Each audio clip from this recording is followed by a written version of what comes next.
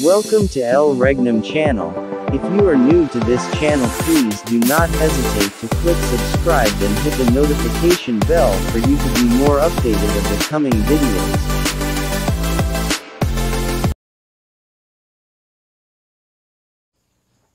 Okay, so maraming salamat po Are. So muli mapagpalang oras sa ating lahat, buong Pilipinas, maging sa buong daigdig. So muli narito po kami para magpahayag muli sa ating lahat ng mga nakatagong lihim tungkol sa kaharian ng Diyos. So bago ang lahat ay nais ko munang magbigay pugay at humingi ng gabay ng amin pong mahal na dakilang guro dito sa loob ng kaharian ng Diyos. So walang iba po ang amin pong mahal na dakilang guro, mahal na Haring Philemon Ondok Reyam Bonanza. At ganun din po na ako po ay nagpapasalamat sa amin pong 5 spiritual mothers na kasalukuyan nandun po ngayon sa banal na syudad, doon po sa Purok, New Jerusalem, Rizal Shrine, Talisay, Dapitan City, Zamboanga del Norte. At ganun din po na ako'y lubos na gumagalang at nagpapasalamat sa amin pong mahal na Pangulo, walang iba po, ang amin pong mahal na Prinsipe Rocky Y. Reyam Bonanza. Na siya po ang aming President ng The Kingdom of God at Chairman President ng The Royal Alpha Omega Ring Trading Corporation. So mapagpalang oras po dyan na mahal na prinsipe. At ganun din po, kung nagpapasalamat sa ating Haring Adolfo B. Reyam Bonanza, na siya po ang ating President ng the Philippine Deuterium Development and Management Corporation. At ganun din po sa lahat ng mga 12 tribes, 12 apostoles na kinabibilangan po ng aming regional director dito po sa Region 2. Walang iba po, ang amin pong Haring Edgar Palor Liguto. At ganun din po sa kanyang reyna, walang iba po, ang ating Reyna Ros Padillo Liguto. So pagpalang oras po dyan, hari at reyna. At ganun din po sa lahat ng mga 70 prophets buong Pilipinas sa loob po ng kaharian ng Diyos. Hanggang sa ating mga municipal leaders, barangay, down to Purok. Sa lahat ng mga prinsipi at mga prinsesa. At higit sa lahat na kami nagpapasalamat sa lahat ng mga walang tigil o sawa na sumusubaybay po sa atin sa programa ng aming mahal na dakilang guro, ang tungkol sa kaharian ng Diyos sa palatuntunang konsumatumes. Nang ibig sabihin ay natapos na ang lahat. So sa gabing ito ay muli atin na namang maririnig ang programa ng The Kingdom of God sa palatuntunang konsumatumes. Sa ganitong araw, araw ng linggo, no? Ganitong oras na kami po'y talagang wala nga ring tigil o sawa sa pagsisigaw na ang kaharian ng Diyos ay dito talaga sa bansa nating Pilipinas. No? Sapagkat ang kaharian ng Diyos, mga kapatid, ay hindi po ito nakukuha sa salita po lamang. Bakit?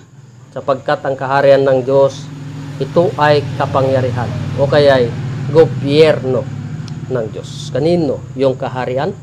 Walang iba sa Diyos. No? Kaya sa kaharian ng Diyos, maraming naghahanap. No? Maraming bumabasa, ngunit sa kautusan ng Diyos na hanapin ang kanyang kaharian, walang nakahanap, bagkos ang Diyos pa rin ang nagturo kung nasaan ang kaharian ng Diyos. Di po ba, mga kapatid? Diyos po. Diyos rin po yung siyang magtuturo kung nasaan na yung kaharian ng Diyos. Bagaman ang kaharian ng Diyos ay mula pa sa panahon ng ating Panginoong Hesukristo, na siyang nangaral ng mabubuting balita tungkol sa kaharian ng Diyos. No? Saan? Doon sa bansang Israel. Doon ipinangaral ng ating Panginoong Hesukristo ang kanyang kaharian. No? Kung ating titignan sa kalagayan ng ating Panginoong Hesukristo nang siya'y nangaral ng tungkol sa kaharian ng Diyos sa bansang Israel. No? Sa lahat ng mga tao doon, dinadala yung mabuting balita tungkol sa kaharian ng Diyos. Bagkos, mga kapatid, ano yung kaisipan ng tao sa ating Panginoong Hesus? No? Maraming nagsasabi na ang ating Panginoong Hesukristo doon ay meron siyang demonyo. Di po ba? No? Ano yung mga dala niya? Mabubuting balita tungkol sa kaharian ng Diyos. Lalo na yung dala na buhay na ibibigay ng Diyos. Ngunit, ano ang sinasabi sa ating Panginoong Hesukristo nung siya'y nagbabalita ng mabubuting balita? No? Sinabi ng mga tao na mayroon siyang demonyo. Hindi kaya napakasakit. Kaya sa kalagayan ng ating Panginoong Hesukristo doon sa bansang Israel na siyang nangaral ng tungkol sa kaharian ng Diyos, ay walang tumanggap. Walang tumanggap sapagkat tinuring na ang ating Panginoong Hesukristo doon na may demonyo. Hindi po ba, mga kapatid? Kaya hindi tinanggap kako ang kaharian na dala ng ating Panginoong Hesukristo doon sa bansang Israel. Kaya ang Diyos, mga kapatid, ang ating Panginoong Hesukristo doon ay nagalit. Kaya sinabi sa mga tao, kung ating babasahin sa banal na kasulatan ayon sa Matthew 21:43, bagaman hindi tinanggap ang kanyang kaharian doon sa bansang Israel. Ano ang sinabi ng ating Panginoong Hesukristo? Pakibasa. So, ganito po ang sinasabi. Kaya nga sinasabi ko sa inyo, aalisin sa inyo ang kaharian ng Diyos at ibibigay sa isang bansang nagkakabunga. Yan. Sinungaling kaya ang Diyos? Hindi po sinungaling ang Diyos, mga kapatid, sapagkat sinabi na niya. Sapagkat inayawan man ang mabuting balita doon sa bansang Israel na doon sana itayo ng ating Panginoong Hesukristo ang kanyang kaharian. Bagkos, hindi tinanggap. Kaya sinabi ng Diyos na aalisin ang kaharian ng Diyos saan? Sa bansang Israel at ibibigay sa isang bansa na nagkakabunga. No? Dahil hindi tinanggap sa galit ng Diyos, maski sino siguro, no? Magagalit. Mga kapatid. Kaya ang ating Panginoong Hesukristo doon sa bansang Israel, hindi man lang ang kaharian ang kanyang inalis. Bagkos ang Diyos din ay umalis doon sa bansang Israel. Bakit? Inayawan Paano ang pag-alis ng ating Panginoong Hesukristo doon? Alam naman natin na yung kaganapan sa panahon ng ating Panginoong Hesukristo, noong siya ay linitis, ano ang ginawa sa ating Panginoon? Pinako sa krus. Kaya sinabi ng Diyos, mga kapatid, sa mga tao doon sa Jerusalem. No? Hindi lang kako ang kaharian ang inalis ng Diyos, pati ang Diyos ay umalis din ayon sa banal na kasulatan. Sa Lucas 13, 34-35. Na ano ang sinabi ng ating Panginoon? So, ganito po ang sinasabi. O Jerusalem, Jerusalem, Yan. na pumapatay sa mga propeta at bumabato sa mga sinugo sa kaniya. Makailang inibig kong tipunin ang iyong anak na gaya ng pagtitipon ng inahing manok sa kanyang sariling mga sisiw sa ilalim ng kanyang mga pakpak. At ayaw kayo? Tignan ninyo mga kapatid. Ano ang sinabi ng Diyos doon? Jerusalem, Jerusalem. No? Na pumapatay sa mga propeta at bumabato sa mga sinugo sa kanya. No? Mga ilang ibig niyang tipunin ang kanyang anak doon sa bansang Israel, gaya ng inahing manok. Sa kanyang sariling sisiw na tinitipon niya ang kanyang sisiw sa silong ng kanyang mga pakpak. Ganon ang Panginoon doon sa bansang Israel. Ngunit, inayawan. No? Kaya anong sinabi sa 35? Narito, sa inyo'y iniwang walang anumang ang iyong bahay. At sinabi ko sa inyo, hindi ninyo ako makikita. Yan. Hanggang sa iyong sabihin, mapalad ang pumaparito sa pangalan ng Panginoon. So yan po ang sinabi ng Diyos, mga kapatid. Iniwan na ang kanilang bahay na anumang walang nang laman. No? At sinabi na aalis na ako at hindi na ninyo ako makikita. Sinungaling bang Diyos? Pag sinabing aalis, ibig sabihin may pupuntahan, di ba? Ngunit, iniwan na yung Jerusalem. No? Aalis na ako sa inyo at hindi na ninyo ako makikita. Bagkos ano ang sabi ng Panginoon? Mapalad ang pumaparito sa pangalan ng Panginoon. Sino? Yung Panginoon sa bansang Israel. Ang ating Panginoong Hesukristo. Ano ang kanyang dala? Kaharian ng Diyos. Bagkos ang kaharian ng Diyos, inalis sa bansang Israel. No? Inalis sa bansang Israel, ibinigay sa isang bansa na nagkakabunga. Mapalad ang pumaparito sa pangalan ng Panginoon. No? Mapalad. Sino kaya? Yung bumabanggit sa pangalan ng Panginoon sa bansang Israel. Huh? Anong bansa kaya yan, mga kapatid? Walang ibang bukang bibig kung sabihin ko sa atin, mga kapatid, bansang Pilipinas ang siyang walang ibang bukang bibig na Panginoong Diyos, ang ating Panginoong Hesukristo. No? Umalis sa bansang Israel, iniwan ang Jerusalem. No? At saan pumunta? Sapagkat aalis na ako sa inyo at hindi na ninyo ako makikita. Totoo kaya na umalis, mga kapatid? Tignan natin sa banal na kasulatan, mga kapatid. Kung wala na nga talaga ang Diyos sa bansang Israel, ayon sa banal na kasulatan, na mabasa sa 2 Chronicles 15:3. Pakibasa.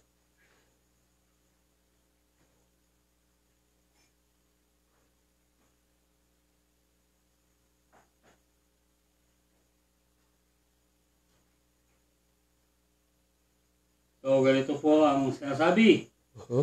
Ngayon nga ang Israel ay malaon ng walang Diyos na tunay at walang tagapagturong saserdote at walang kautusan. Iyon, narinig po natin. Tunay nga, mga kapatid, na umalis na ang Diyos sa Jerusalem o sa bansang Israel. Bakit? Sinabi nga ng Diyos, malaon ng walang tunay na Diyos. Saan? Sa Israel. No? Wala nang wala nang tagapagturo. No? At wala na rin doon ang kautusan. Bakit? Dinala na rin ng Diyos. Kaya nga mapalad ang pumaparito sa pangalan ng Panginoon. Saan kaya siya paparito? Sapagkat ang Diyos umalis sa bansang Israel. Ano ang kanyang dinala? Dinala ang kanyang kaharian, ang kanyang kautusan, no? Lahat na ng bagay na nais itayo sana doon sa bansang Israel, bagkus inayawan, dinala na doon sa isang bansa na magkakabunga. Ngunit, kailangan, mga kapatid, sa programa ng Diyos ay maitayo ang kaharian ng Diyos. Sapagkat plano ng Diyos sa daigdig ayon sa Daniel 2:44, no? Na ang Diyos sa langit ay magtatayo ng isang kaharian na kailanman ay hindi na magigiba. Bakit?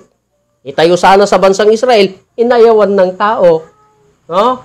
Ibig sabihin, halos tao na rin ang gumiba sa kaharian ng Diyos na itatayo doon sa bansang Israel.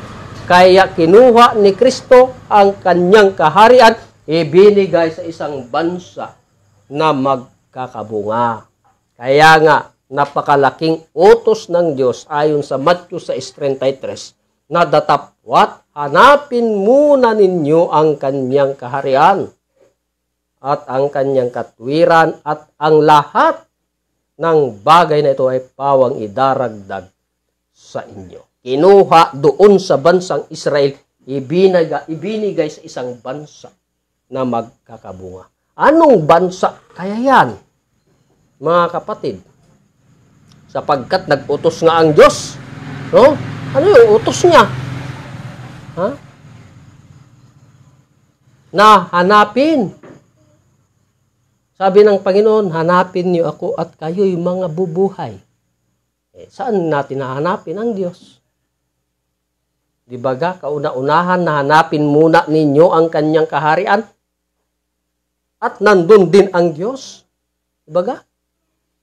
Kaya nga noong umalis na ang Diyos sa bansang Israel, nagpakita muli sa mga alagad.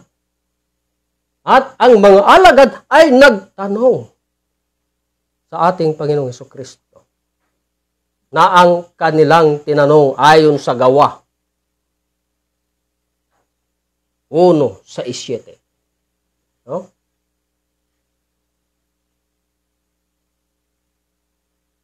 Anong sinabi? Ito po ang sinasabi. Tinanong nga siya nila nang sila'y nangagkakatipon na nangagsasabi, Panginoon, isasauli mo baga ang kaharian sa Israel sa panahong ito? Tuloy? Sa 7.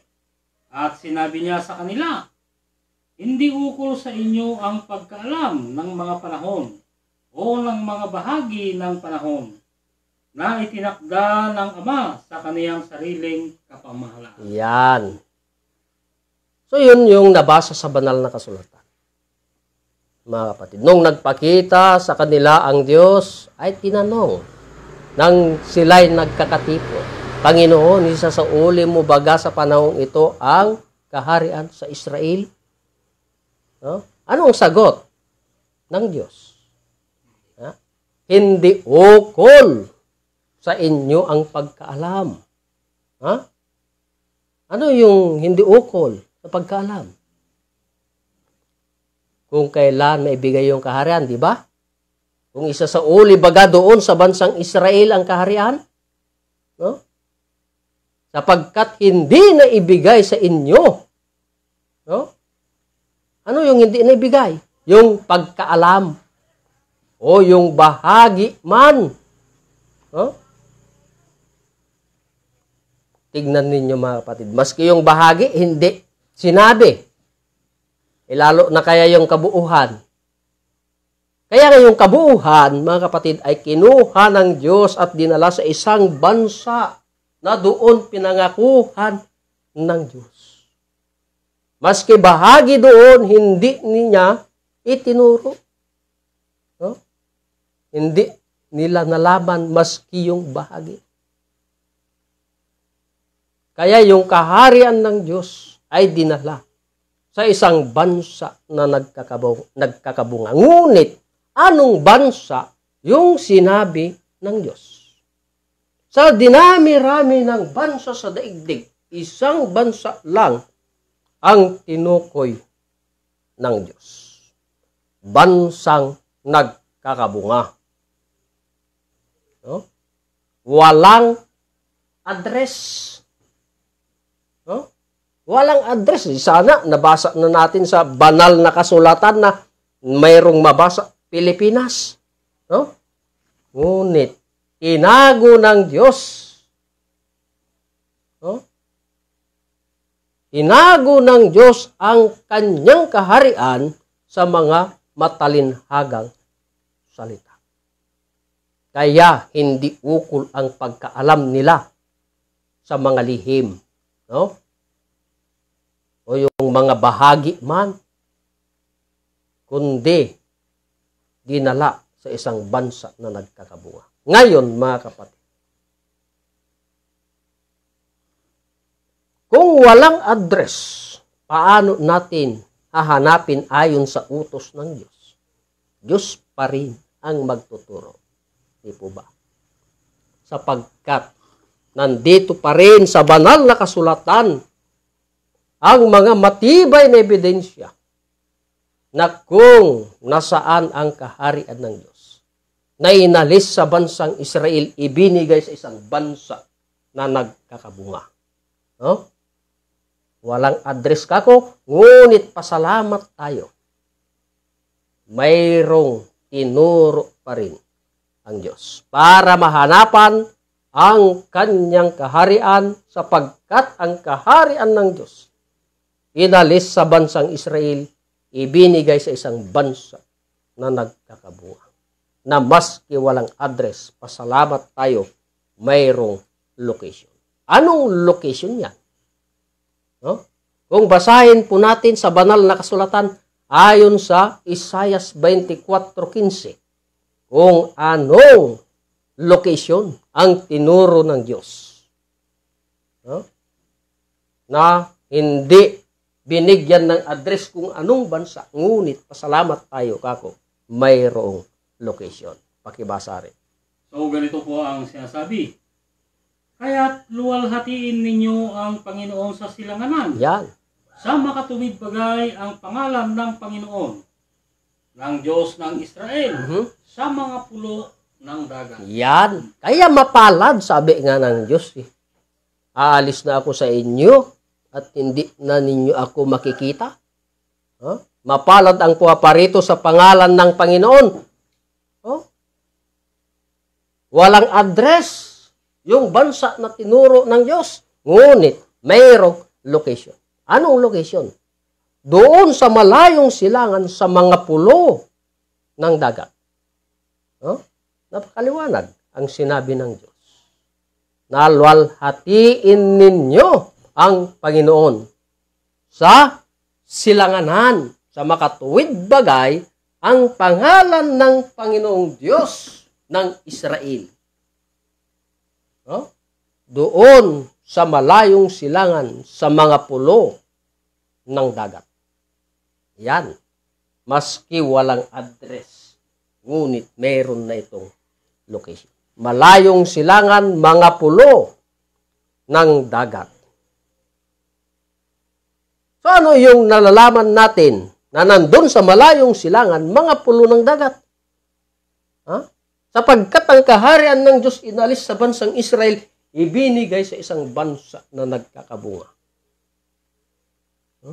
Ano yung nalalaman po natin na nandun sa malayong silangan sa mga pulo ng dagat? Kung titignan po natin sa world map, kung ano ang makikita doon sa malayong silangan. No? O kaya'y kumpleto na tayo ngayon sa gadget. I-search na lang natin sa cellphone. No? Kung ano ang nandun sa malayong silangan sa mga pulo ng dagat. Sabihin ko sa inyo mga kapatid. Unang makikita doon ay ang bansang Japan. Oh? Pangalawa, ang bansang Malaysia. Pangatlo, bansang Indonesia. Pang-apat, bansang Pilipinas. Yan ang nandun sa malayong silangan sa mga pulo ng dagat. Ngunit, ano yung hinula ng Diyos doon sa malayong silangan sa mga pulo ng dagat? Para sa gayon, ay mapatunayan natin na ang kaharian ng Diyos na inalis sa bansang Israel ay ibinigay sa isang bansa na nagkakabunga, mga kapatid. Ano yung hula ng Diyos? Luwalhatiin ninyo ang Panginoon. Saan? Doon sa malayong silangan sa mga pulo ng dagat. 4 na bansa, mga kapatid, ang nandun sa malayong silangan sa mga pulo ng dagat. Una, Japan. Pangalawa, Malaysia. Pangatlo, Indonesia. Pang-apat, ang Pilipinas. Ang hula ng Diyos, luwalhatiin ang Panginoong Diyos ng Israel. Ang tanong ko ngayon, mga kapatid, sa bansang Japan po ba ay luwalhati ang Diyos ng Israel? Ha? Luwalhati ba? Hindi, mga kapatid, sapagkat sila'y mga Buddhism. Huh? Subukan ninyo. Pupunta kayo doon sa Japan at ipangaral ang pangalan ng ating Panginoong Hesus doon. Baka bitayin po tayo doon. Kaya, hindi luwalhati ang Diyos ng Israel doon sa bansang Japan. Pangalawang bansa, ang bansang Malaysia. Ang tanong, mga kapatid, luwalhati ba ang Panginoong Diyos ng Israel doon sa bansang Malaysia? Wala, mga kapatid, hindi luwalhati. No? Pangatlo, ang Indonesia. Luwalhati ba ang Diyos doon sa bansang Indonesia? Wala pa rin, mga kapatid, sapagkat sila'y mga Indonesian. Iisa lang ang kanilang sinasamba. No?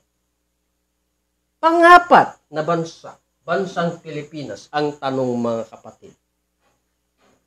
Luwalhati ba ang Diyos ng Israel dito sa bansang Pilipinas? Sapagkat ang bansang Indonesia hindi man. Tanong, bansang Pilipinas, luwalhati ba, mga kapatid? Tignan ninyo.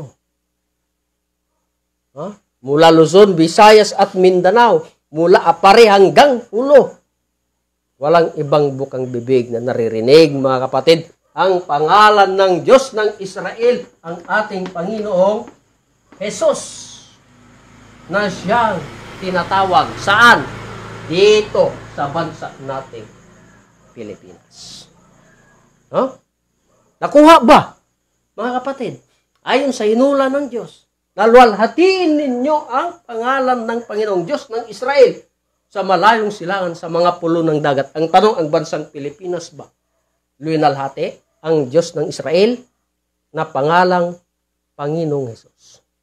Luwalhati, mga kapatid. Kaya, tunay po na dito sa bansang Pilipinas, ayon sa hinula ng Diyos, naaalis na ako sa inyo at hindi nyo na ako makikita. Mapalad ang puwaparito sa pangalan ng Panginoon, bansang Pilipinas. Diba napakasaya, mga kapatid? Ngunit, ano ang dala ng ating Panginoong Hesus sapagkat ang kanyang kaharian sa bansang Israel ibinigay sa isang bansa na nagkakabunga? Walang iba, kaharian ng Diyos na hindi tinanggap doon sa bansang Israel. Ipinangaral ng ating Panginoong Hesukristo ang mabuting balita tungkol sa kaharian ng Diyos, hindi tinanggap. Bagkos dito na sa isang bansa na kung tawagin bansang Pilipinas. At dito na rin ginaganap yung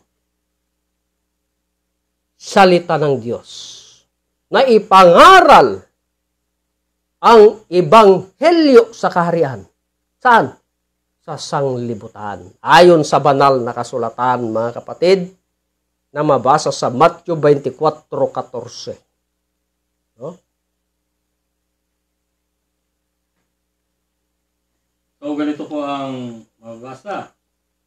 At ipangangaral ang ebanghelyong ito ng kaharian sa buong sanglibutan. Yan.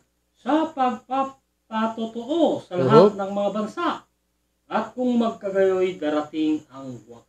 Yan. Dati doon lang sa bansang Israel pinapangaral ng Diyos ang kanyang kaharian. Ngayon, dito na sa bansang Pilipinas. Sa buong daigdig na, sa sanglibutan, sabi ng Diyos, ipangaral ang ebanghelyo sa kaharian ng Diyos. At bigyan ng mga matibay na ebidensya na siyang patutuo tungkol sa the kingdom of God. Bakit? Bigyan ng patutuo, sinabi ng Diyos. Sapagkat ang kaharian ng Diyos linihim sa mga talinhagang salita. Ngunit, dumating yung kabuuhan na ngayon ay naipapahayag na yung mga plano ng Diyos sa daigdig na. Kasi kitang-kita na tayo sa buong mundo, no? Sa sanglibutan, na ipinapangaral na natin ang ebanghelyo sa kaharian ng Diyos sa sanglibutan. No? At binibigyan pa natin ng mga patutuo para sa gayon ang mga tao na nais mahanapan ang kaharian ng Diyos ay hindi na maghirap na maghanap. Diba? Na hindi na nakukuha sa salita man lang na ang kaharian ng Diyos nandun sa impapawid. Napakaliwanag ang sinabi ng Diyos na ibibigay sa isang bansa na magkakabunga. Kaya mga kapatid, sa gabing ito, para masigit po natin na maunawahan doon sa mga lihim ng Diyos at kung gaano katotoo na dito talaga sa bansa nating Pilipinas ang siyang kaharian ng Diyos. No? Patutunayan po namin sa inyo, ayon po sa aming mahal na dakilang guro, mahal na Haring Filemon Ondok Riambonanza, na ang bansa nating Pilipinas ay siyang kaharian ng Diyos. No? Ngayon, patutunayan po namin sa inyo, ayon sa banal na kasulatan, na mababasa sa Apokalipsis o Revelation 17:12. Pakibasa. So, ganito po ang sinasabi. At ang 10 sungay na iyong nakita ay 10 hari na hindi pa nagsisitanggap ng kaharian. Datapwat nagsisitanggap sila ng kapamahalang paghahari na 1 oras na kasama ng hayop. Yan. Yun po ang nabasa sa banal na kasulatan. Anong sinabi? Ang 10 sungay. Diba? Ang 10 sungay ay sila ang mga 10 hari. No? Ang 10 sungay na sila ang mga 10 hari ay hindi pa tumanggap sa kaharian ng Diyos. Ngunit sila ay nagsitanggap sa kapamathalaang paghahari sa 1 oras na kasama ang hayop. No? So, napaka lalim na salita ng Diyos. No? Paano natin ito kalasin. Sapagkat ang kaharian ng Diyos inalis sa bansang Israel. No? Sa bansang Israel. At ibinigay sa isang bansa na magkakabunga. Paano natin kalagin yung salita ng Diyos? No? Paano natin kalagin? Sapagkat ang banal na kasulatan ay mayroon itong 4 na factors. Una, prophecy. Pangalawa, history. Pangatlo, mathematics. Pang-4 ay science. No? Paano natin kalasin sapagkat ito ay ginamit ng Diyos na talinhagang salita? No? Kung nasaan ang kaharian ng Diyos, na ang kaharian ng Diyos inalis sa bansang Israel, ibinigay sa isang bansa na magkakabunga. No? Sila pa naman yung mga 10 hari. No? Na umupo sa isang oras. No? 10 hari na umupo sa isang oras. No? Kalain mo, mga kapatid. 10 hari umupo sa isang oras. Ang tanong ko sa inyo, mga kapatid, ilan oras ang isang araw? Ha? Ilang oras? No? Diba? 24 hours ang isang araw. Ngayon, ilang minuto ang isang oras? Oh. Diba mayroong 60 minutes? Yan. May 60 minutes. Sinabi ng Diyos doon, ang 10 hari ay umupo sa isang oras. Oh, nakasama ang hayop. 10. Ang isang oras sa tao, mayroong 60 minutes. Umupo yung 10 hari. I-divide natin yung 10 hari na umupo sa isang oras. No? Na may 60 minutes. 60 divide by 10 equals 6. So, ibig sabihin, mayroong tagsi 6 minutes ang bawat isa sa kanilang pag-upo. Ang tanong, mga kapatid, kung kayo'y bilang isang presidente ay umupo lang sa loob ng 6 minutes, hindi mo pa na-ikurdon ang iyong sapatos, alis ka na sa pwesto mo. Ang tanong, payag ba kayo niyan? Hindi, sapagkat ito ay ginamit ng Diyos na talinhagang salita.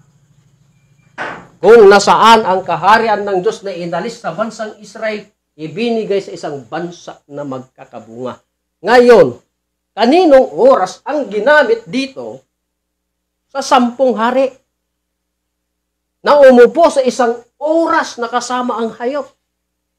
Ito ay oras ng Diyos. Yan ang ginamit ng Diyos, kaya matalinhagang salita, mga kapatid. Yung 10 hari na umupo sa isang oras.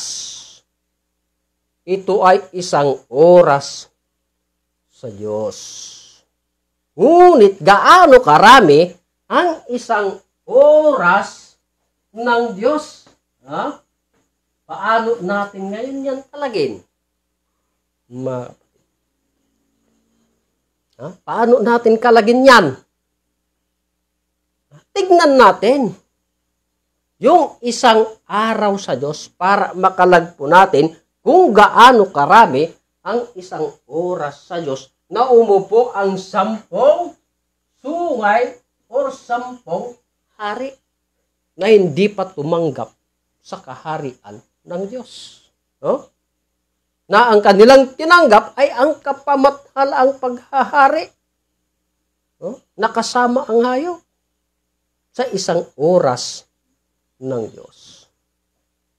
Para masolve po natin, ayon sa banal na kasulatan, sa 2 Pedro, 3:8. Mga kapatid. Pakibasa rin. So, ganito po ang sinasabi. Datapwat huwag ninyong kalimutan, Yan. mga minamahal, ang isang bagay na ito, na ang isang araw sa Panginoon ay katulad sa 1,000 taon. At ang 1,000 taon ay katulad ng isang araw. Yan. Ang isang araw, saan? Sa Diyos. No? Ang isang araw sa Diyos ay 1,000 taon. Yan. Para masolve natin kung gaano karami ang isang oras na pag-upo ng 10 hari. No? Sa isang oras ng Diyos. Kaya nga sinabi ng Diyos, huwag ninyong kalilimutan mga minamahal. No? Na ang isang araw sa Diyos ay 1,000 taon. Ngunit paano natin isolve kung yan lang ang kukunin natin? Kunin naman natin ngayon mga kapatid ang isang araw sa tao. No? Kunin natin ang isang araw sa tao na mayroong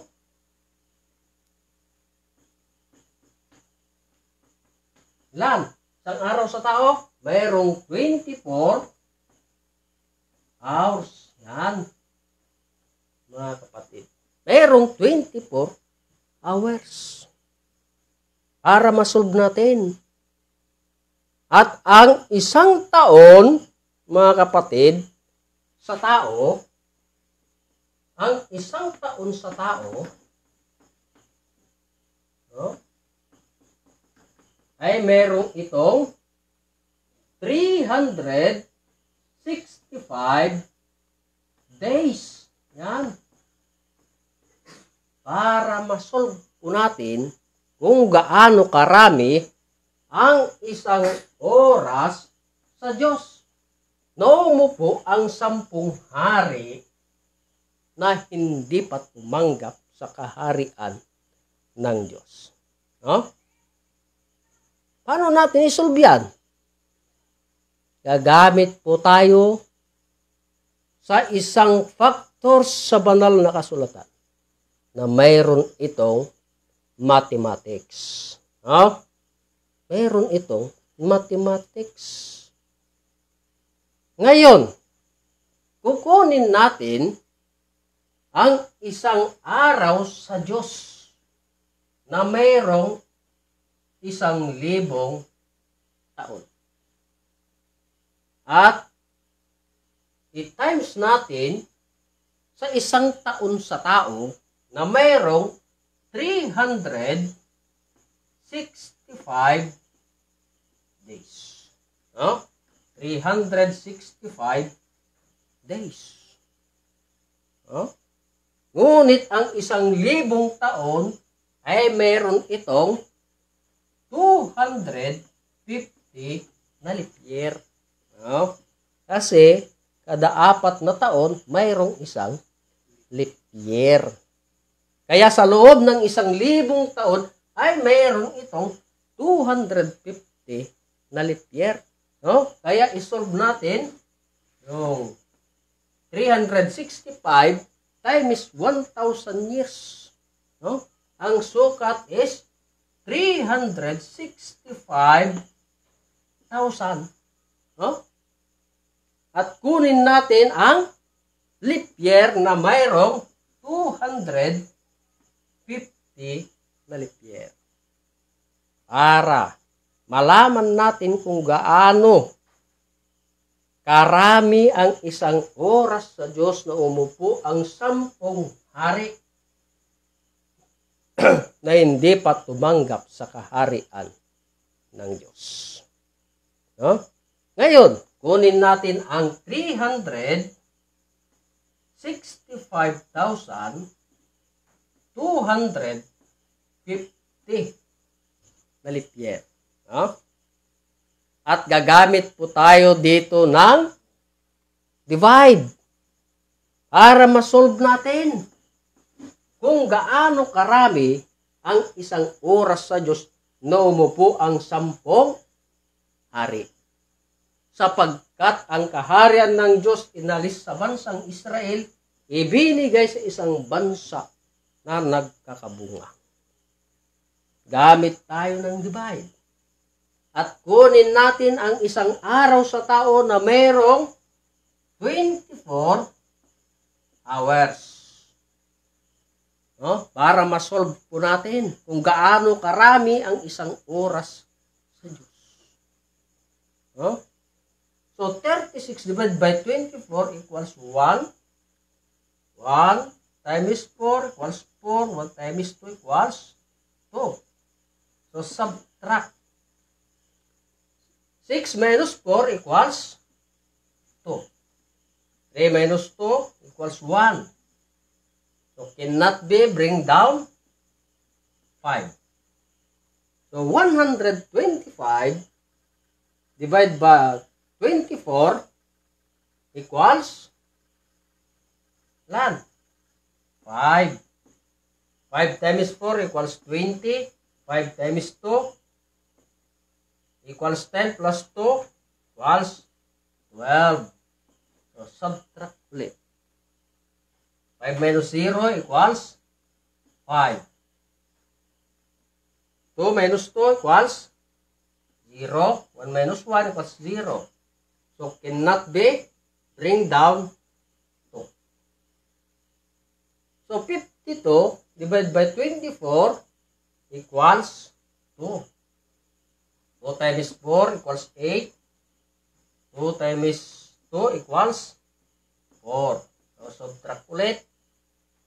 2 minus 8 cannot be. Borrow 1 from 5, maging 12, maging 4. 12 minus 8 equals 4.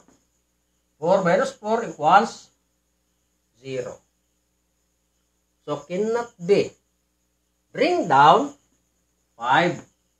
So, 45 divided by 24 equals 1. 1 times 4 equals 4. 1 times 2 equals 2. Subtract ulit. So, 5 minus 4 equals 1. 4 minus 2 equals 2. So, 0 na siya. So, cannot be. Bring down 0.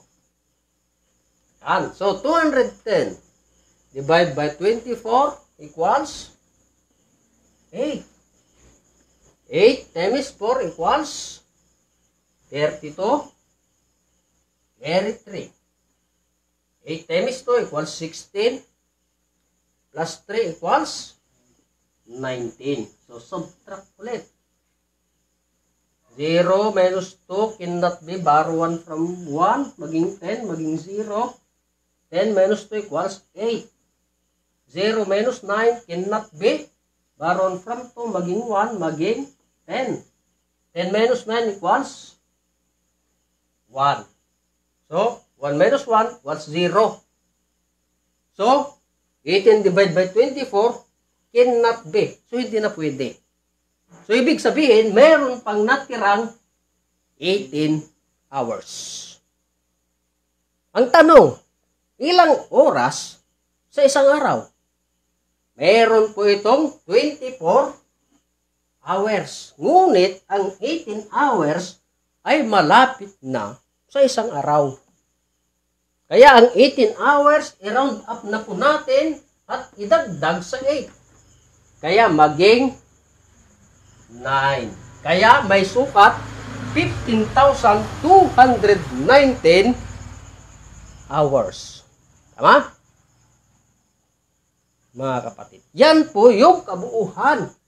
Ngunit hindi pa natin nakuha kung gaano karami ang isang oras sa Diyos na umupo ang 10 hari na hindi pa tumanggap sa kaharian ng Diyos. No? Ngayon, kunin natin ang 15,219. Yan. Days po yan. 15,219 kasi 24 sa isang araw may 24 hours. Kaya days po yan. 15,219 days. No?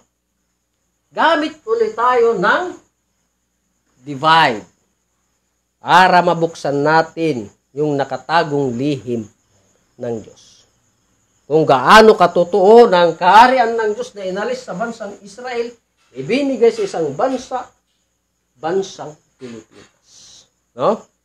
Gamit ulit tayo ng divide at kunin natin ang isang taon sa tao na mayroong 365 days na siyang pang-divide po natin. Kaya, kunin natin ang 4-digit, 1,521 divide by 365. Ilan? Ang sukat is 4. 4 times 5 equals 20. Carry 2. 4 times 6 equals 24 plus 2 equals 26. Carry 2. 4 times 3 equals 12 plus 2 equals 14.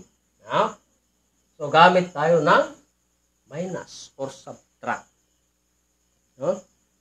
So, 1 minus 0 equals 1. 2 minus 6 cannot be borrowed from 5, maging 12, maging 4. 12 minus 6 equals 6. No? So, 4 minus 4, 0. 1 minus 1, 0 na siya, no? So, cannot be bring down 9. 619 divided by 365 equals 1. 1 times 5 equals 5. 1 times 6 equals 6. 1 times 3 equals 3. Gamit ulit tayo ng subtract. No? 9 minus 5 equals 4. 1 minus 6 cannot be borrow 1 from 6, maging 11, maging 5. No? So, 11 minus 6 equals 5. 5 minus 3 equals 2. So, 254 divided by 365 days, hindi na pwede. No? Kasi bababa na siya. So, ibig sabihin, may natira pang 254 days. So, ang 365 days, ito ay isang taon. So, kaya nakuha natin ang 41 years. Ito na yung 41 years. No? Lumabas na yung 41 years. Ngunit may sobrang 254 days. Kunin natin ang 254 days. At gamit ulit tayo ng divide para makuha po natin kung gaano karami ang pag-upo ng 10 hari sa loob ng isang oras sa Diyos. No? Kung gaano karami. Sapagkat ang kaharian ng Diyos inalis sa bansang Israel, ibinigay sa isang bansa na nagkakabunga. No? Gamit tayo ng divide. Kasi may natira pang 254 days. Ano ang di-divide po natin? Kunin naman natin sa tao ang isang buwan. Diba? Na ang isang buwan ay binubuo ito ng 29, 30 at saka 31. Ngunit kunin natin ang nasa gitna na mayroong 30 days sa loob ng isang buwan. At ito ang pang-divide natin sa natirang days. No? Sa 41 years. May 254 days na sobra. Ngayon, divide natin. 254 divided by 30 equals 8. No? 8 times 0 equals 0. 8 times 3. Ilan? Equals 24. So, gamit tayo ng subtract or minus. 4 minus 0 equals 4. 5 minus 4 equals 1. So, mayroong sobrang 14 days. No? Ngunit nakuha na ang 8 months. No? At mayroong 14 days.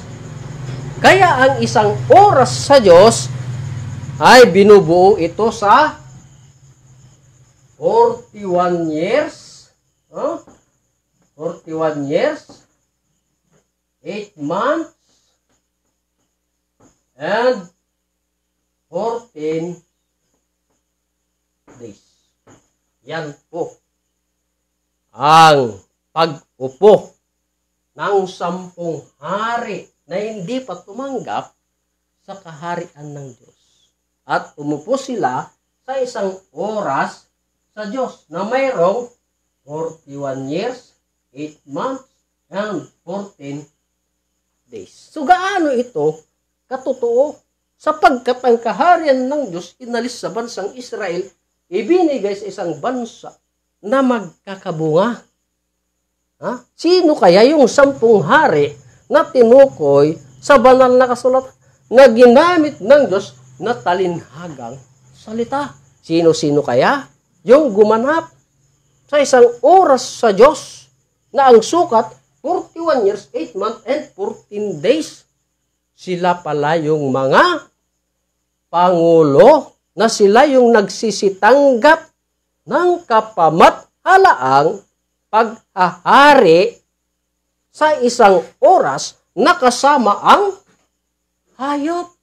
Anong hayop na yun? Yun yung bansa kasama. No?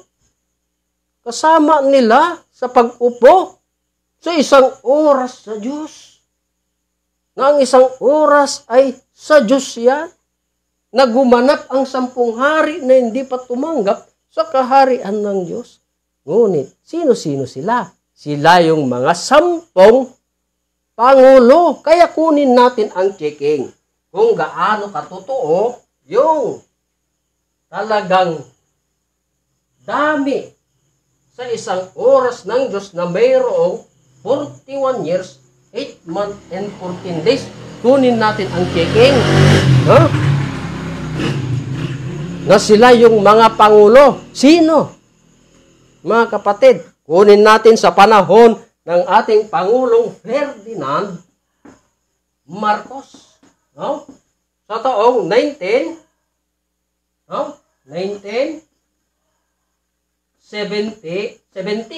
Tama? Sa taong 1973. Yan. Sa taong 1973. Noong December 31. Yan, yung panahon ng ating dating Pangulong Ferdinand Marcos. 10 yung sinasabi ng Diyos, di ba? Ngayon, kunin din natin sa panahon ng ating dating Pangulong Manuel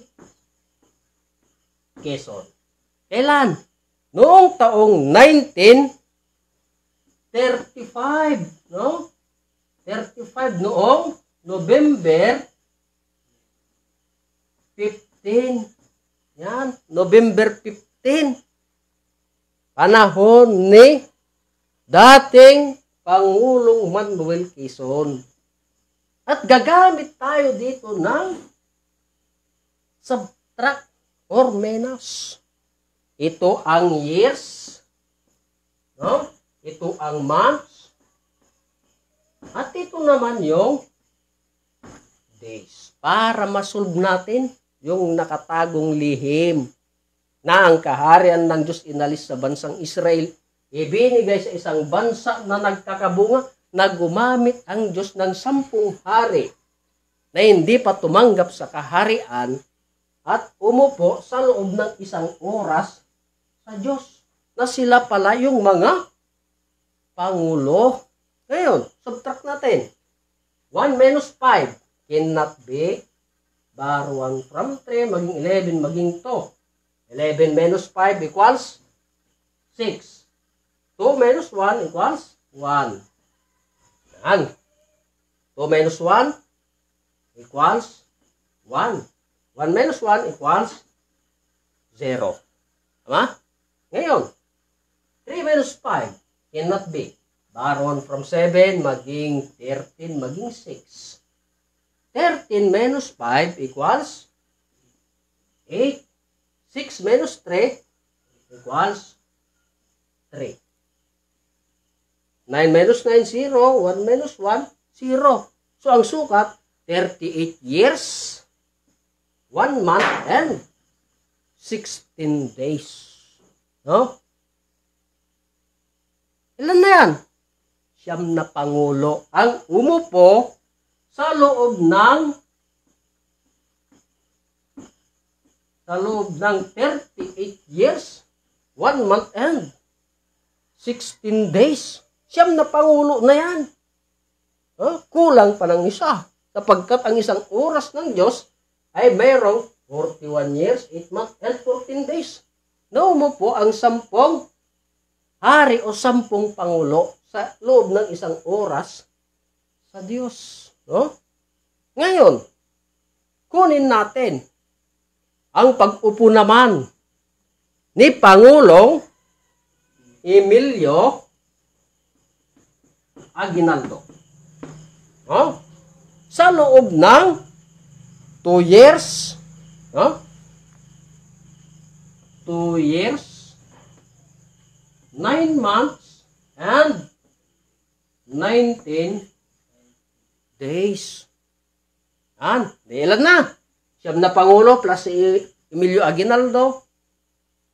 Ilan na? 10 pangulo na. Ngayon, i-plus natin. Dagdag na natin. Yung panahon ni Emilio Aguinaldo. Gamit na tayo ng plus. 6 plus 9 equals 15. Carry 1. 1 plus 1 equals 3. So, mayroon ng 35 days. 1 plus 9 equals 10. Carry 1. 1 plus 0. 1. No? So, 8 plus 2 equals 10. Carry 1. 1 plus 3 equals 4. So, may sukat 40 years, 10 months, and 35 days. Ang tanong, akma na ba? Wala pa. Sa isang oras ng Diyos, 41 years, 8 months, and 14 days. Ang sukat pa lang natin, 40 years, 10 months, and 35 days. Ngunit, meron po tayong napapansin. Di po ba, mga kapatid? Sa loob ng isang buwan, ang tanong, meron bang 35 days? Mga kapatid, kunin natin. Yung 40 years, 10 months, and 35 days. Ang tanong, may 35 days ba sa loob ng isang buwan? Wala, no? Ngunit, sa loob ng isang buwan, mayroong 29, 30, at saka 31. Kunin natin yung nasa dulo. No? Kunin natin ang 31 days sa 35 days. Kaya, isubtract natin yung 31 days. At yung isang buwan na 31 days, idagdag natin dito sa month. Kasi ito yung years, ito yung month, at ito naman yung days. So, dito, gamit tayo ng subtract, at gamit din tayo dito ng plus. So, 5 minus 1 equals 4. 3 minus 3 equals 0. So, plus natin to. Month. So, 10 plus 1 equals 11. So, bring down na natin yung 40. So, may sukat 40 years, 11 months, and 4 days. Ang tanong, akma na ba? Wala pa. Kasi kulang, 40 years, 11 months, and 4 days. Kaya ang isang oras ng Diyos, 41 years, 8 months, and 14 days. Hindi pa lumabas. Sapagkat ito yung dami sa isang oras sa Diyos na umupo ang 10 hari o 10 pangulo. Ngunit, alalahanin natin mga kapatid, sa panahon ng ating dating Pangulong Ferdinand Marcos.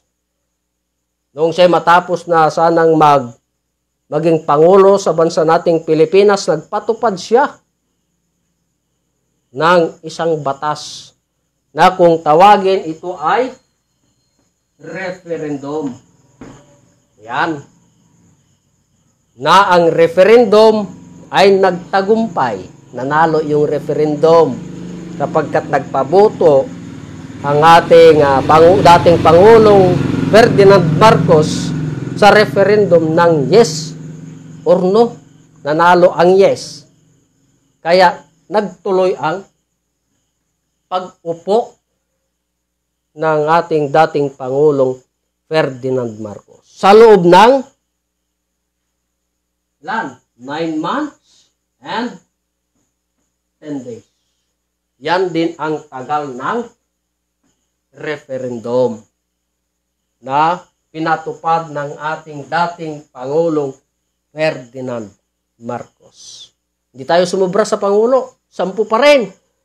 Kasi panahon yan ni dating Pangulong Ferdinand Marcos. Kaya i-plus natin yung 9 months and 10 days. No? Plus po natin. 4 plus 0 equals 4. 0 plus 1 equals 1. 1 plus 9 equals 10. Carry 1. 1 plus 1. 2. Bring down 40. So, ang sukat, 40 years, 20 months, and 14 days. Hindi pa akma. Hindi pa lumabas ang isang oras sa Diyos na umupo ang 10 hari or 10 Pangulo. No? Na may sukat 41 years, 8 months, and 14 days. No? Hindi pa umakma sa isang oras ng Diyos. Ngunit, mga kapatid, tignan po natin sa loob ng 1 taon. No? Sa loob ng 1 taon, meron bang 20 months? Ha? Meron bang 20 months? Kunin natin. 40 years, 20 months, and 14 days. Ang tanong, may 20 months ba sa loob ng 1 taon? Wala, di ba? Mga kapatid, walang 20 months. Ang 1 taon ay binubuo lamang ito ng 12 months. No? Kaya yung 12 months, kunin natin sa 20 months. No? At isubtract natin dito.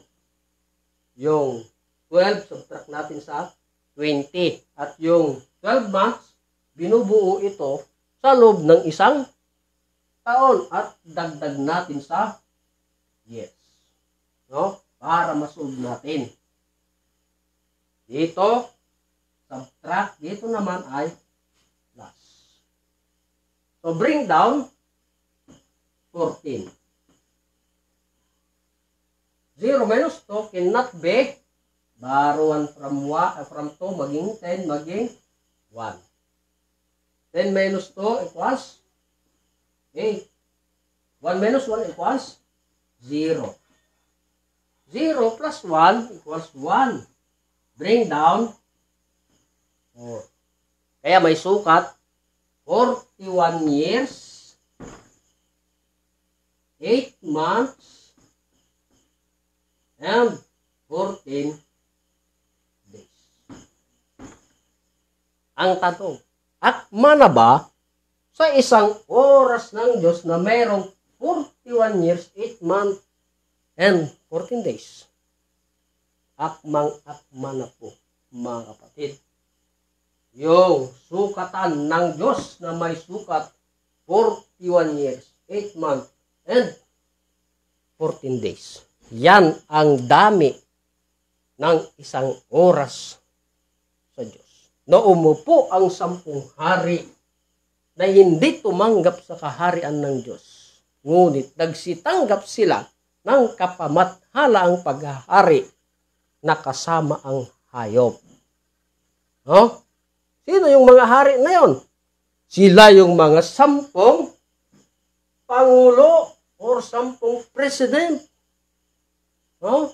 Mula kay Manuel hanggang mula kay Manuel Quezon hanggang kay Ferdinand Marcos hanggang dito Nung una, Emilio Aguinaldo, 10 sila, mga kapatid. At lumabas yung sukatan ng Diyos na 1 oras na kanilang panunungkulan o pag-upo sa 1 oras ng Diyos na may 41 years, 8 months, and 14 days. No? Ngayon mga kapatid, saan ito naganap? Saan ito naganap? Nakikita natin na ang mga pangulo na yan ay umupo sa bansa nating Pilipinas. Mula kay Emilio Aguinaldo, diba? Manuel Rojas, Elpidio Quirino, hanggang kay Ferdinand Marcos. 10 sila. Saan sila umupo? Na tinawag ng Diyos na hayop. Diba? Nakasama ang hayop. Umupo sila, nakasama ang hayop. Sino yung hayop na yon? Bansang Pilipinas. Kasi ang bansa nating Pilipinas, hugis hayop. Ang tanong, sino yung mga umupo? Mga pangulo sa bansa nating Pilipinas. Ang tanong mga kapatid, saan naganap?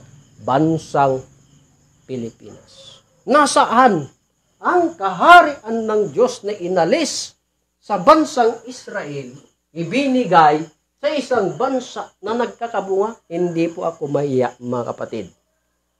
Na itong bansa nating Pilipinas, ito yung mapalad na pinili ng Diyos na kanyang pagtatayuan ng isang kaharian na kailanman ay hindi na magigiba. Bansang Pilipinas. Kaya mapalad po tayong mga Pilipino, sapagkat dito na dinala ng Diyos ang inayawan sa bansang Israel na maitayo ang kaharian ng Diyos.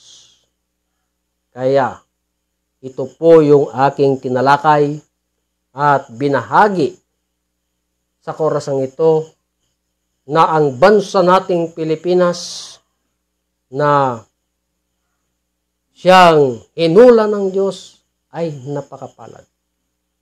Wala po kaming tigil o sawa na isigaw. Marami po tayong pagpapatunay o patutuo na siyang magpapatunay na ang bansa nating Pilipinas ay siyang kaharian na nga ng Diyos. Wala na doon sa bansang Israel, sapagkat hindi man ito tinanggap. No? Kung tinanggap sana doon, hanggang ngayon, doon pa ang kaharian ng Diyos. Ngunit magpakasaya tayo dahil hindi tinanggap doon. Ngayon, ang tanong mga kapatid, tanggap po ba natin na dito na sa bansang Pilipinas ang siyang kaharian ng Diyos? Kung tanggap po natin, ang Diyos ay masaya po. Napakasaya po ang Diyos sa atin kung tanggap po natin ang kanyang kaharian na maitayo na dito sa bansa natin Pilipinas. Yan ang laging hinihiling ng mga tao, bagkos kung hindi naman masunod yung kagustuhan ng Diyos. Sabagay, tuloy pa rin yung plano ng Diyos sa daigdig, sapagkat ito na yung kahuli-hulian na talagang pagtatayuhan ng Diyos ng kanyang kaharian na kailanman ay hindi na magigiba. Kaya inuulit ko, mga kapatid, kami nagpapasalamat sa ating lahat dito sa bansa nating Pilipinas na ito yung pinaglipatan ng Diyos. Lalo na sa ating mga viewers na nakikinig at walang tigil o sawa sa panunood sa atin at pag-intindi sa programa ng Diyos. sa daigdig, na maipangaral ang ebanghelyo ng kaharian sa sanglibutan. At ito, binigyan po natin ng mga matibay na ebidensya o patotoo na dito talaga sa bansa nating Pilipinas ang siyang kaharian ng Diyos. Kaya muli, maraming salamat at ako'y nagpapasalamat sa aming Board of Director dito po sa Region 2. Walang iba ang amin pong Haring Edgar Palor Liguto. At kasama po ang kanyang reyna, walang iba, Reyna Rospadillo Liguto. At ganun din po, ako'y lubos na gumagalang at nagpapasalamat sa amin pong mahal na prinsipe. Walang iba, mahal na prinsipe Rocky Y. Reyambunansa. Higit sa lahat, sa amin pong mahal na dakilang guro na siya po ang nagtatag ng The Kingdom of God noong July 27, 1982. Walang iba po, ang aming Supreme Founder of the Kingdom of God, His Majesty, Supreme King Philemon Ondok Reyambunansa. Muli, maraming salamat sa ating lahat. Ako po ang inyong lingkod,